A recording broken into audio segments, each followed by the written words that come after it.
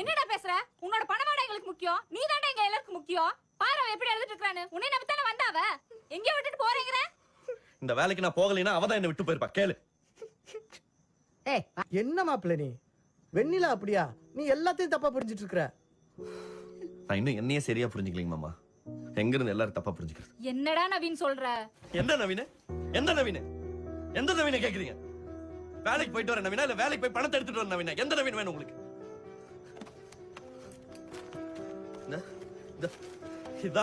இதுதான் நவீன்.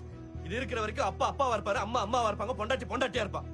இது இல்லன்னு வச்சுக்கங்க, இந்த உடம்பு, இந்த மனசு, இந்த ஃபீலிங்ஸ் எதுக்குமே மரியாதை கிடையாது. இதுதான் ஜூஸ். இத கொஞ்சம் போட்டா மனுஷன் வெறும் சக்கை. பணம் இல்லாத இந்த சக்கைக்கு கோபம் வரக்கூடாது, மானம் இருக்கக்கூடாது, ரோசம் இருக்கக்கூடாது.